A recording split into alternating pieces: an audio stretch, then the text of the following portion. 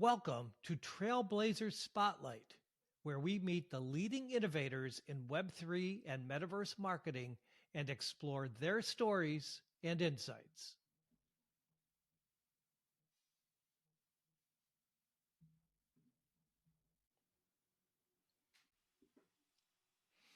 The star of this Trailblazers episode is Justin Hochberg, the founder and CEO of the Virtual Brand Group, an award-winning company that strategically accelerates consumer brands by innovatively leveraging metaverse Web3 technologies across gaming, marketing, advertising, communities, and fashion.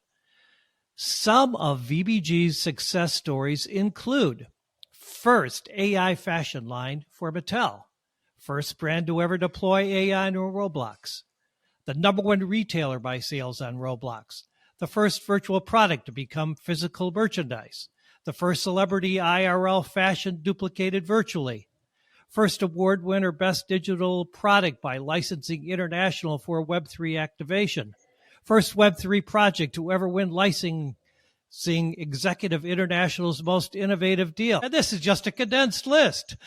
Obviously, an extremely impressive resume. With all of this going on, I am honored you found the time to join us today, Justin. Dan, thank you for being there. And I have to say, it's kind of embarrassing listening to that list. So whoever gave that to you, I need to have a chat because it is a little too much for even me to take. And that is saying a lot. And I had to condense it. It was like this. And it was like, okay, I should at least get the highlights, right? Yes. So let's dive right in. What is VBG, Virtual Brand Group, and what is its positioning in the overall metaverse space? That's a great intro question, Dan. I think there's two threads I'd like to weave together so that anybody, regardless of whether you're an expert in the industry or you're just curious, can take away. First of all, on a very practical basis, every time there's a technology shift, brands tend to be somewhat slow to adopt to it for a variety of very simple reasons. A lot of it's inertia, budget, complexity, unsure whether the new thing is worth investing valuable resources. Totally get that. We act as a bridge between brands of all sorts, consumer packaged goods, sports, entertainment, fashion, music, etc., and this new marketing, sales, and consumer channel. You call it the metaverse, you can call it Web3, it's irrelevant. There's something new, there's brands, this is really valuable for them. We're experts over here, you're experts over here, we want to bring them together. Or, as they used to say when I was a child on the ad for Reese's Peanut Butter Cup, there's the chocolate, there's the peanut butter, let's get them together and make a Reese's. That's what we do, right? We are world-class experts at understanding the mechanisms, the distribution, the products, the platforms of Web3, metaverse, games like Roblox, Fortnite, loyalty rewards, etc. And we advise and execute with brands. That's the practical of what we do. The higher order thought here, or our thesis is, if you think about any brand, the first rule, I think, is that you need to be wherever your consumer is. And if you don't, your competitor will be. And that's not specific to the metaverse. That's specific to every single time that you want to interact with the consumer. There are many instances where brands didn't do that. So that's why we have Netflix and Blockbuster is a faded memory, right? Yep. So if you start with that premise, as a CMO or CEO or any C-suite leader, you may or may not understand what the metaverse is, just like you may or may not have understood 10 years ago what social media is or 25 years ago what the internet is. But you do know that even if you don't get it, there's so many people now using this. I think we're up to about 600 million people per month buying goods in the metaverse that you don't have to get it. You just have to know that your consumers get it. Okay, yep. So that's part one. The second part led us to the following thesis, which was For the last 15 years, a lot of people have talked about consumers being digital natives. You know, people who are used to only swiping with their finger. And when they go to say a museum and see a screen and it doesn't do that, they come back and say, why is it broken? Right? Exactly. Right?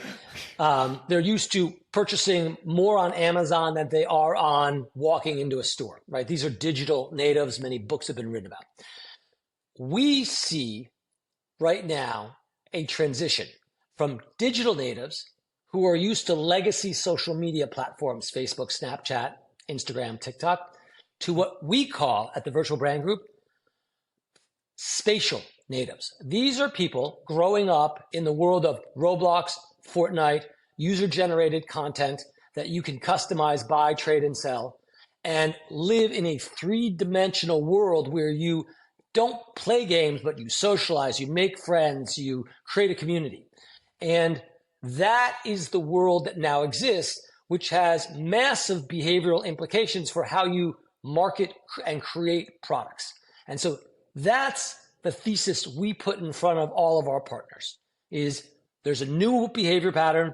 It's three-dimensional and you need to adapt. No, very, very, very, very well put. And I love your Netflix blockbuster example. I use that all the time. It's like one company got it and the other one just didn't, right? So and I had made a pretty big list before we started our interview. So with the many activations that you and Virtual Brand Group have already been involved in, is there a specific campaign that has had, let's say, a larger than life impact, and why? Yeah, that's a great question, because I think what tends to be with any new technology is it's unclear, besides wanting to do it, what it gets you. What is the ROI? And I think now more than ever, we're not in the most robust of times. Everybody wants to stretch dollars further. So let me give you two specific examples that have had oversized impact on a brand in an incredibly short period of time. Is that okay? I'm all ears. Okay.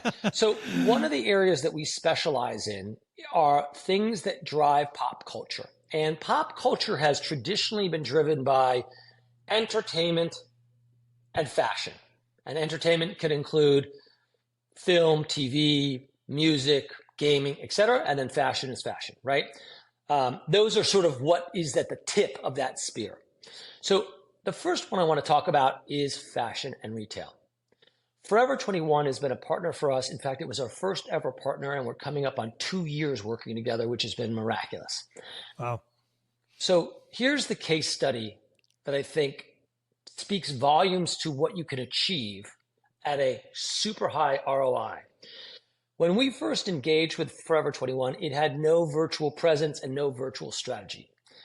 We became the exclusive purveyor of that strategy and go-to-market execution. We developed a roadmap, and over that course of time, we started relatively simply. It seems obvious now, but we were the third brand ever to be on Roblox. Now, today, there's 250 brands on Roblox, and it seems like it's becoming more and more mainstream.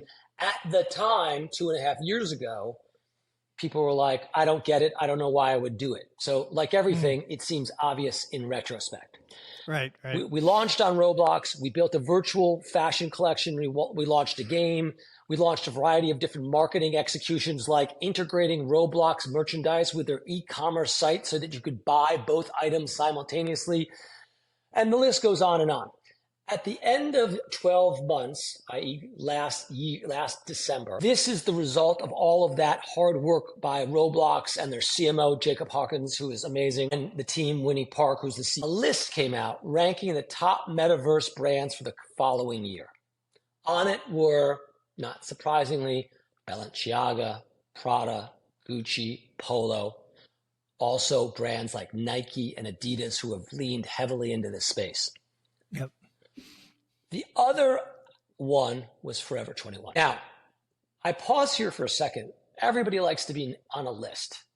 But as they say, it's the company you keep. I would venture to say that no matter how much money you and I had, it would be very challenging to position Forever 21 in the physical retail world, either as a ultra luxury brand like Prada, Gucci, Balenciaga, or on the mass marketing, high performance end like Nike and Adidas in the physical world.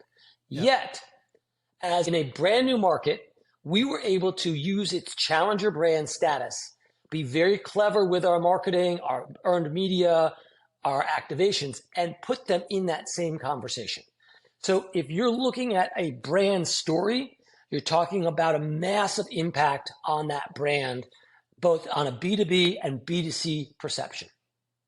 So that's case study number one that I think speaks to what the potential is and the speed to impact we can have partnering with a brand. That's incredible. Did you say you had two, or I guess my thinking is I'd love to get the case study on this and just dive in. So I think after the conversation, I may chat with you about it. But that's it's awesome in terms of like so many brands. I think they get into these and they don't think they can get an ROI positive campaign. So the fact that you were able to achieve that, incredible. Kudos to you for that. Thank you. So the other one is really exciting as well. So obviously one of the biggest pop culture moments of 2023 was Barbie. And Barbie was multifaceted, whether it was beyond the movie, right? There was music, there was the movie, there was retail, there was games, etc. Tell a line of virtual merchandise for Barbie that we exclusively launched on Roblox. Okay. This program was very effective because of the following. First of all, we created the first ever Barbie AI designed line, physical or virtual, using AI. The cut down, I'll go for what we did and then I'll give you the results. Second, we created, that ended up being the first ever AI designed collection ever offered on Roblox. Third, the key to marketing and distribution is as wide as possible. The world is a very crowded place, whether it's many stores in a mall or many games in Roblox. Knowing that, we developed a retail distribution network of a pop-up store that is this beautiful Barbie multi-dimensional store where you could enter, try on clothing, interact, etc. That was like a mini game. And we distributed that across the entire Roblox ecosystem to hundreds and hundreds of games. And that had not been done before in that way. That's really cool. I love that. Now, what did that yield? Three really key things. First of all, fashion has a very challenging past about how sustainable it is. It's not exactly the most sustainable. So we were able to create a virtual line of clothing that was 99% more sustainable than a physical line of clothing, right? We were able to use AI to reduce the production and creation of the fashion line by 94% and the cost by 98%. Okay? Next, we were able to distribute this line of clothing as both a sales opportunity and a marketing opportunity throughout the network. And the result was we engaged over 315 million people in 8 weeks. Now, just so you think I'm not fudging the numbers here, when I say engage, I don't mean some vague, like they kind of looked at it. I mean, people came up to this experience, which we can show a picture of in the article. They went there. We tracked it with data that I have proprietary. They engaged with the product. They tried it on. They walked around with it, and they spent on average over 4 minutes up to 17 minutes per engagement. Okay? Wow. For context, the average TikTok video is viewed for less than 3 seconds. The average click-through rate on Facebook is less than 1%. The net result is, 1, we saved a lot of money and time. 2, we positioned a retail story to an innovation story, and we appeared in press that was beyond just Entertainment Weekly and fashion things, but Forbes wrote about us, in a business story. They talked about, Charlie Fink, who's a leading thinker there, wrote about the sort of week in, innovation. So we moved this to an innovation story as well as a fashion story. And last but not least, and this is the $1 million question, is where's the money? This program was 3 times more effective than your average TikTok campaign, a 3x return on ROI. Wow. That's huge. And TikTok is offering some of the best ROIs versus like any other platforms right now. Yes. That's huge. I just want to say that although I talked about it being Barbie, it's not because this was Barbie. It's because we pulled the right levers. Makes sense. Do you have some actual video footage of the experience that you were just talking about? Put that in your article and post that wherever you'd like. It's super exciting. Now, no, it's like because I think the visual is what people would love to actually see on that. So very cool. For sure. Okay. So as much, I some of this stuff I know, some of this stuff I don't know.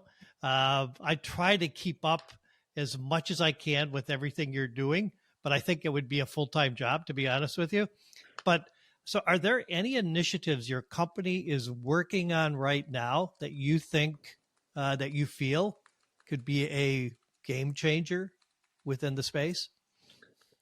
That's a great idea. And I'd be silly not to say absolutely. And let me tell you about it. Right, Daniel?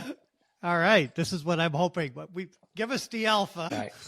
So look, one of the things that we believe in is that, like with the Forever 21 example, where we sort of took a physical brand and made it virtual, we also believe that there's an opportunity to take a brand that's known for X and reposition it to be known for A, B, and C. So one of the things that we do is work with The Voice TV show, which most people know from its success over the last 15 years on NBC, with rock stars like Gwen Stefani or John Legend or Blake Shelton or Kelly Clarkson or Niall Horan, who's on this season's.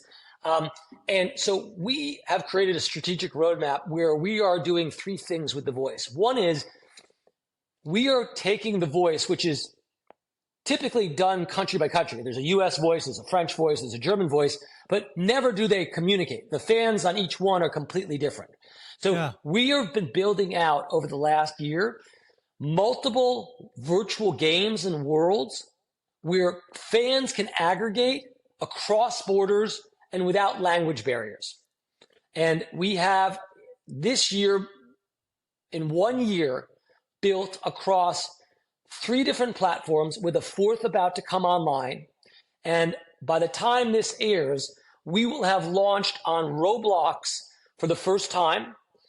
The first reality TV show ever to be on Roblox, with a unique virtual fashion collection themed to the rock stars that are the coaches on the show. So Gwen Stefani, Gwen Stefani, Niall Horan, John Legend, and Kelly Clarkson will each have their own virtual fashion line there on the platform, as well as other really cool, unexpected virtual lines. And so we're moving them into multiple platforms, and we are repositioning them as a virtual fashion brand. So I know that you think The Voice is music, but if you think about it, music and fashion have always gone hand in hand. The Grammys are coming up not long after this podcast is going to air. And if you look at what people are wearing to the Grammys, or if you look at who goes to the Met Gala, all the musicians, music and fashion are intertwined. And so for us, when we looked at the brand of The Voice, we thought, well, why isn't The Voice a fashion line? And our fashion line that we've put out in the market is both a couture fashion line that you might wear to the Grammys, but it's also streetwear and accessories, so that it's a fully robust line. And we are not looking at this as a promotional vehicle. We believe that this will be a multi-million-dollar brand as its own business. So that's super exciting. Wow, that's turning the tables upside down, isn't it? I think maybe Blake Shelton will want to come back to be part of this. Yeah. But no, that's awesome. Looking forward to hearing more and more about that. I have to. I cannot ever do any of these interviews without asking a question about AI. I've been in the AI space for a while, so really keen. And you've already mentioned it for I think you had indicated that like you were the first one to actually on Roblox do an activation with AI. But how do you feel it playing out in 2000? It's a great question. How do you want me to take that? Are we talking about Roblox? Are we talking about virtual worlds? What lane do you want to be in? I think just generally virtual worlds, kind of like the space itself, and how you feel. I mean, obviously Roblox is part of it, but more higher level. Well, look, I've always said that at this stage of AI's development, and I think this stage will be different when we speak next year, because you're one of my favorite podcasters and I want to make sure that we speak often. This year, the way I and my team perceive AI is it's a tool. Much like we all use Photoshop or something like that, or programming language like Python or Blender or whatever you tend to use, it is something that is a tool that humans use. And so the most powerful use of AI right now is driven by HI, human intelligence, right? AI on its own is not useful. It requires prompts, it requires refinement, it requires expertise to know the nuances of it. And so I think what you'll start, so that's something that we're already seeing, and I think that'll continue for some time until it makes that next logical leap when it gets to a large language model that might be GPT-5 or more. I don't know where that's going to be, but I think that's where we're going. Yeah. I also think, practically speaking, having spoken to the leadership at Roblox and Fortnite and various other platforms, their goal, and I applaud them for this, is to enable as many people to use the platform with the lowest barrier as possible. So if you think about YouTube or Facebook, part of their brilliance is that all you need is a phone and upload it to YouTube and you're in business. Now, that could be me and that could be Mr. Beast, but we're both doing it with almost no barriers to entry. About Facebook, you just open an account and you start posting stuff. Now, those are relatively simple transactions. When you start thinking about virtual worlds and all that stuff, you're talking 3D, you're talking code. So what's going to happen, and is already happening, is that Roblox is rolling out text to code development. So you can just speak or write, build me a castle with a flaming flag, and it will appear. That reduces the barrier so that everybody can participate in the community. So you'll see a lot of that happening, amongst many other things. I mean, the data analytics and the marketing and all that stuff. But from a platform consumer's perspective, I think you're going to start even seeing it easier and easier for people to engage in more and more complex ways of building and making things. Yeah, I totally agree. Basically, AI just makes the whole process much easier for everybody. So, yeah. Okay. Now, can I share one more thing? Sure. Go ahead. One of the things that we strongly believe in is that the world of three-dimensional spatial natives and virtual experiences and the Web3 and the Metaverse, we do it a disservice if we only talk about it as a silo of activity. When the internet was invented, it was this thing over there. Today, it's baked into all of everything we do. This Zoom or podcast is a perfect example. Not once have we ever mentioned that we're using the internet. Yet, Right. It is the backbone and technology that fuels this entire experience that you and I are enjoying right now. So as technology matures, it becomes ubiquitously weaved throughout an organization's activities. Yep. To that extent, what you will see next year that we did already is the merging of the virtual and physical businesses so that if you're in Roblox, you can purchase an item that exists in the real world or vice versa, that these Right. two worlds are going to merge. Now, I know that already exists because at Roblox's Investor Day, Christina Wooten, the head of global partnerships, stood up and talked about how they were going to empower that capability. And you know what they talked about as the first ever example of that? I don't know. Which one? I'm guessing it's one of your projects. It's even on the list that you read out so generously at the beginning of this show. So we created an item in Roblox, a black beanie that said forever. We then monitored it, tweaked it, and then built it and sold it as a real item that was sold nationally in stores.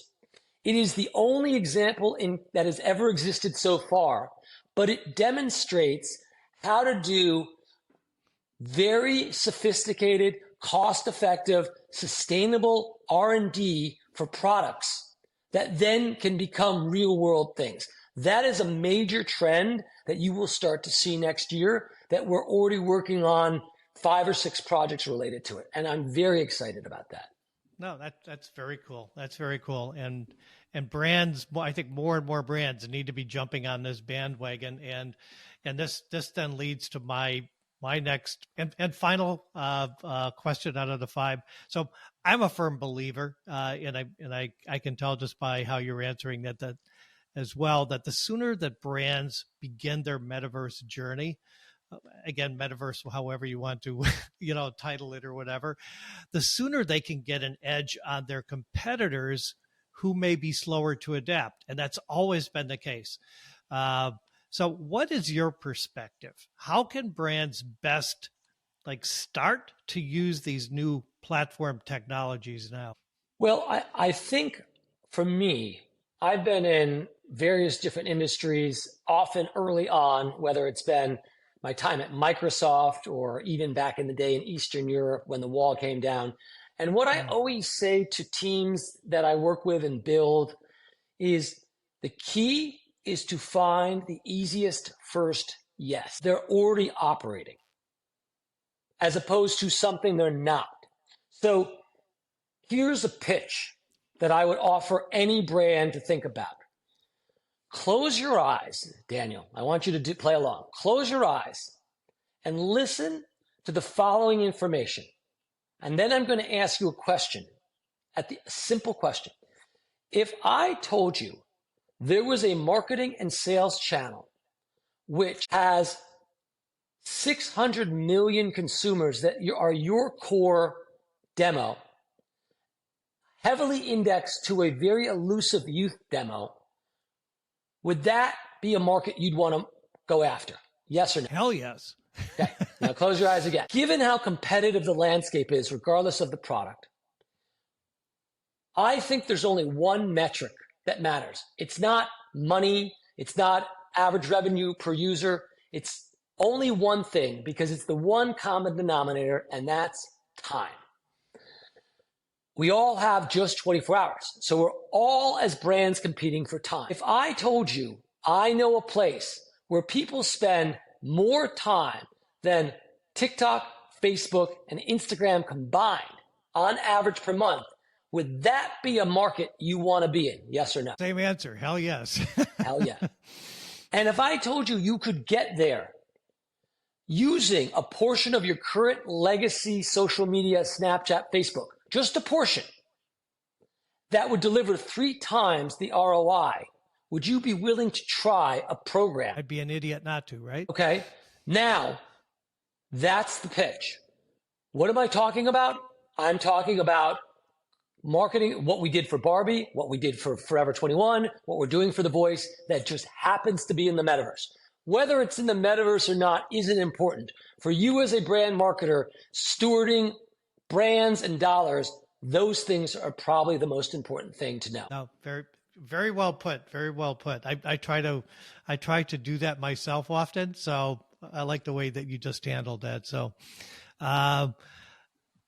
Justin, thank you so much for sharing your insight. This has been incredible. To be honest with you, I could go on for hours. You're just like so full of like exciting information. So again, we'll definitely be doing this again, 100%. If a brand is listening in and they closed their eyes and they responded, affirmatively as I did, how can they contact you or VBG to discuss possible collaboration? That's a fantastic question, and thank you for that. There's 3 easy ways. The first one is just hit me on LinkedIn, Justin Hochberg. Happy to respond there. The second is virtualbrandgroup.com. That's our website. And third, because I know you have a super high quality of people who listen to this, I will give out my personal office email, which is justin@virtualbrandgroup. All right. Cool. So again, thank you so much, Justin. Dan, it's an absolute pleasure. This has been great. Thank you for showcasing the work that our partners are doing. We feel like they all deserve most of the credit, and we're just happy to be along to support them. All right. We'll be talking again soon. Take care. Take care, Dan.